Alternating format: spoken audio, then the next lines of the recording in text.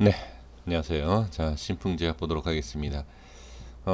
전에도 말씀드렸지만 제가 말씀드리는 내용들이 쉽게 이해가 안 되실 겁니다. 그게 이해가 좀 되게끔 좀 말씀을 드려야 되는데 이 주식이라는 게 이게 이해가 안 되시는 내용이 분명히 좀 많이 있습니다. 제가 최근에 우리 스님들께 이런 말씀을 잘 드리진 않는데 예전에 이런 말씀을 많이 드렸어요. 주식은 1 더하기 1, 2가 나오는 게 아니다.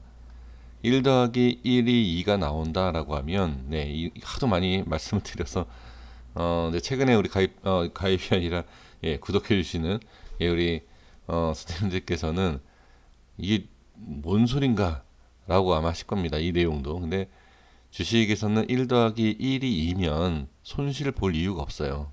1 더하기 1이 2라는 이 내용을 알면 당연히 누구나 수익을 볼 수 있다. 그러니까 뭐 어느 자리에서 또는 기술적인 게 아니라 기업적으로 기업이 이럴 때 매수하면 무조건 수익이다.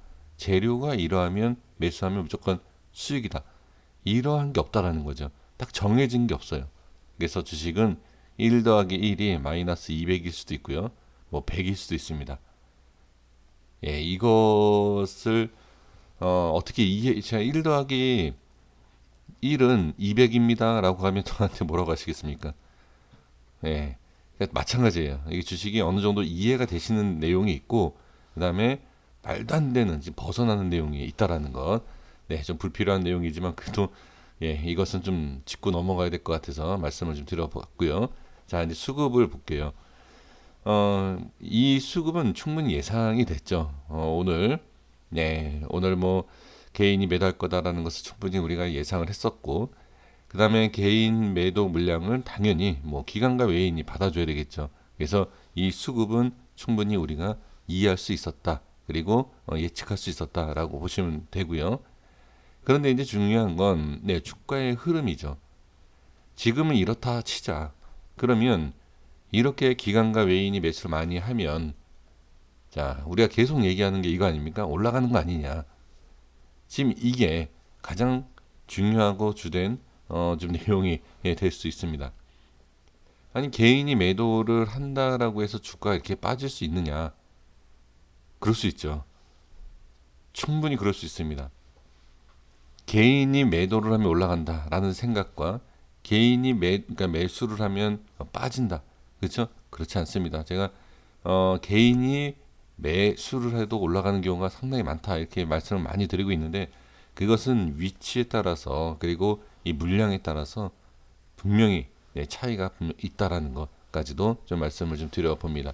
그럼 지금 상황에서는 어떻게 봐야 될까요? 자 보시면 이 우회가 기간입니다. 그리고 밑에가 외인이에요. 자 외인의 수급을 이렇게 보도록 하겠습니다. 자 외인이 매수한 자리, 그러니까 가장 많이 매수했다라고 보여지는 위치를 한번 이렇게 다시 한번 볼게요. 이 자리입니다. 그렇죠? 그리고 여기를 보시면 자, 다시 한번 보겠습니다. 자, 여기겠죠. 그렇죠? 그러면 여기. 자, 제가 그냥 좀 끼워 맞추기로 할게요. 이게 뭐 어떠한 뭐 정확한 내용이다 그게 아니라 그냥 제가 끼워 맞춰서 그냥 말씀드려 보면 지금 이 자리와 자, 여기죠. 자, 다시 한번 이제 좀 깨끗하게 보면 자, 이 자리입니다. 이렇게 자, 여기를 이렇게 보셨을 때 평균치가 어딜까요? 대략 한 이 정도 되지 않을까 싶습니다. 그리고 자, 여기를 보시면 여기에 대한 평균치를 본다라고 하면 대략 뭐 여기가 될 수 있겠죠. 뭐 정확하지 않지만 근데 오늘 매수를 많이 했어요. 그러면 그냥 이 수급만 봤을 때 우리가 외인의 수급을 집중을 하고 있지 않습니까? 근데 오늘 제가 외인의 수급을 이렇게 보면서 이렇게 하락하는 가운데서도 개인의 물량을 다 받아주는 이런 모습에서 평단을 이렇게 맞추는 게 아닌가. 평단을 이렇게 맞추는 게 아닌가. 그냥 이런 생각을 해봤습니다. 그리고 외인이 자 많은 분들이 질문을 주시는 게 이거예요. 외인이 손실을 볼 애들이 아니지 않느냐? 아니죠. 외인은 손실을 볼 안 본다. 볼 일도 많지 않을까요? 외인이라고 해서 다 수익을 보나요? 그렇진 않을 것 같아요. 저희도 보면 만약에 뭐 이 국내에서 다른 나라들 이렇게 매매 이렇게 하지 않습니까? 그러면 국내에 있는 투자자들 다 수익을 보나요? 그렇진 않을 거예요. 그러니까 그것은 외인을 특별하다. 그러니까 수익을 무조건 보는 주체다라고 보신다라고 생각한다라고 하면, 자, 그 외인은 분명히 무슨 어떠한 작업을 하는 데 있어서 제가 저 강조했었던 그러니까 그 전에도 계속 강조했었던 내용이 뭐였죠? 개인과 외인의 수급이 오가는 상황에서 어떠한 우리가 알지 못하는 얘네만이 알 수 있는 이 무언가 있지 않기는 그 내용이 될 수 있다라는 거예요. 이해가 되십니까? 자, 다시 한번 외인이라고 해서 수급이 자 외인이라고 해서 무조건 수익을 본다? 그럼 외인만 매수하면 그 종목은 다 우리가 들어가면 저희도 그러니까 개인 투자자분들도 다 수익을 보겠죠. 그렇지 않지 않습니까? 외인도 손절을 많이 친다라고 봐야 돼요.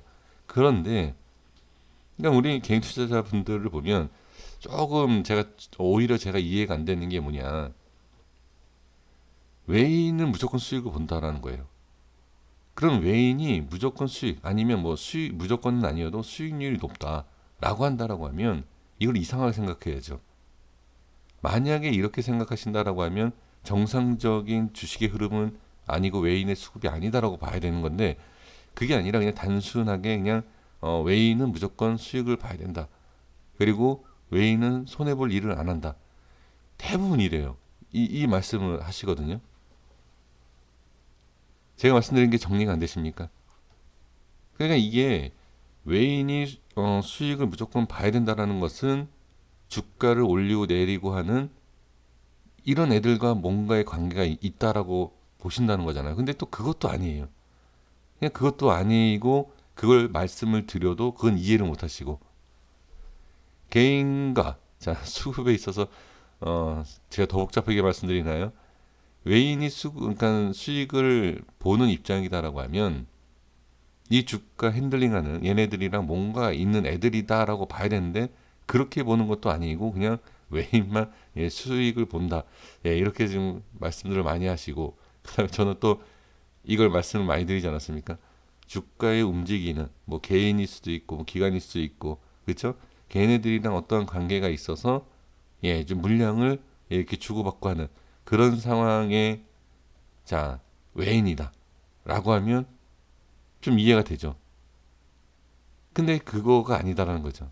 자 여기까지만 말씀드리겠습니다.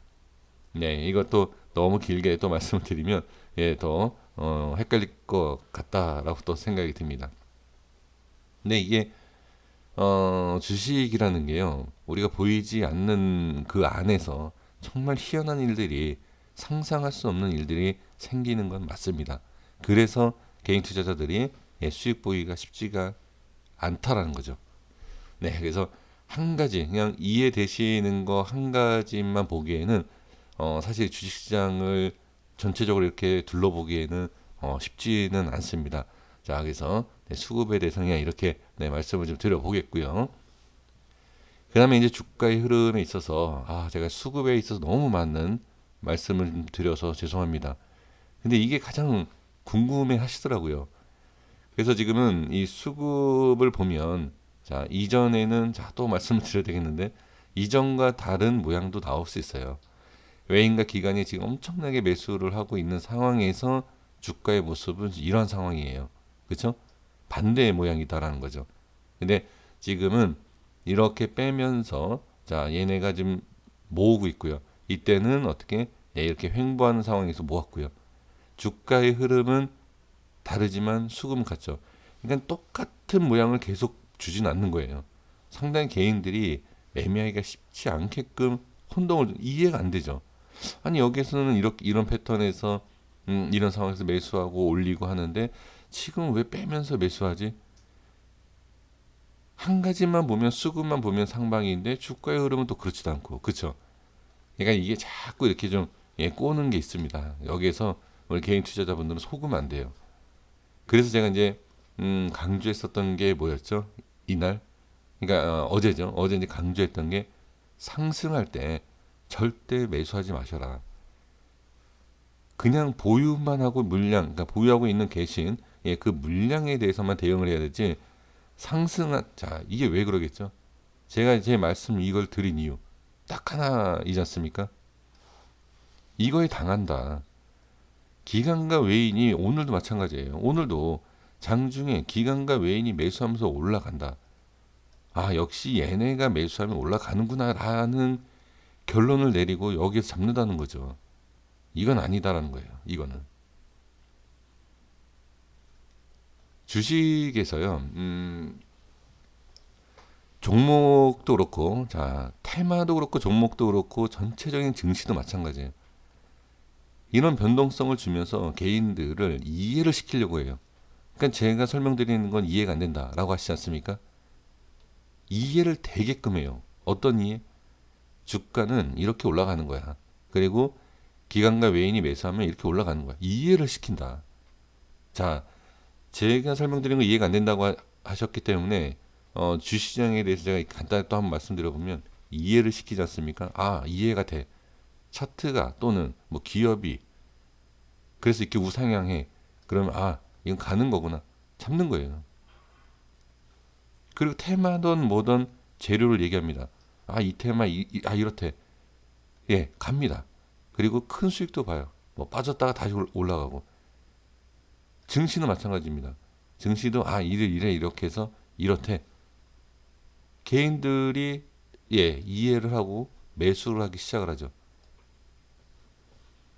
그러면 항상 누가 있다 꼭대기에 개인이 있어요. 그리고 나서 이제 주가가 빠지는 거죠. 이해가 다 되고 설득이 다 된 상태에서 어떻게 우리가 매수를 하게 돼 있다라는 거죠. 근데 아까 제가 말씀드린 것처럼 다 이해할 수 없는, 그러니까 다 이해할 수 있는 게 아니라 이해할 수 없는 것도 주시장에서 너무 많다라는 거죠. 제가 오늘 이 모양이 나올 거다라고 알 수 있었나요?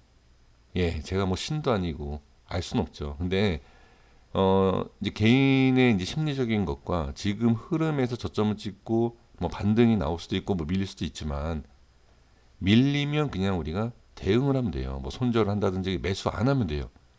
그런데 아주 간단한 거 올라가면 또 오늘 뭐 다 아시지 않습니까? 뭐 최대주도 그렇지만 뭐 여러 가지 뭐 개인의 매도 물량이 쏟아질 거 어느 정도 예측을 할 수 있는 상황. 그러면 그런 내용이 아니라 그냥 개인이 매도 물량을 기관과 외인이 받아주면서 얘네가 매수하니까 올라간다.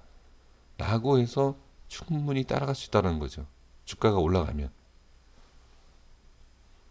그러니까 제가 매수에 대한 것은 안 된다. 지금 보시면 5%예요. 상방 5%, 하방 5%, 그럼 10%예요, 마이너스가. 또 이게 문제가 된다. 그래서 고점에서 매수하셔서 손실인데 여기까지 또 손실이 되면 이중으로 손실이 된다라는 거죠.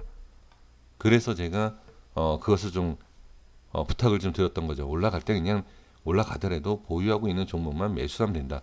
지금 이게 매도 물량이 나오니까 에휴, 네가 얘기한 대로 개인이 매수 안 했어 라고 하시겠죠. 그럴까요 과연? 이게 우리 그냥 일반 개인 투자자분들, 소액 투자자분들 다 매도했을까요? 저는 아니다라고 봅니다. 이 물량은 다른 물량이다. 제 영상을 보는 그런 사람들의 물량이 아니다라고 저는 생각을 해 봅니다. 자, 그래서 이거는 이렇게 말씀을 좀 드려보고요. 자, 그리고 이제 마지막으로 좀 길어서 죄송합니다. 자, 마지막으로 하나 더 볼 것은 위치예요. 위치에 대한 저항이 이렇게 생기고 다시 밀리고 생기고 밀리고. 그냥 밀리는 것은 그 나중에 나중에 뭐 보는 걸로 하겠고요.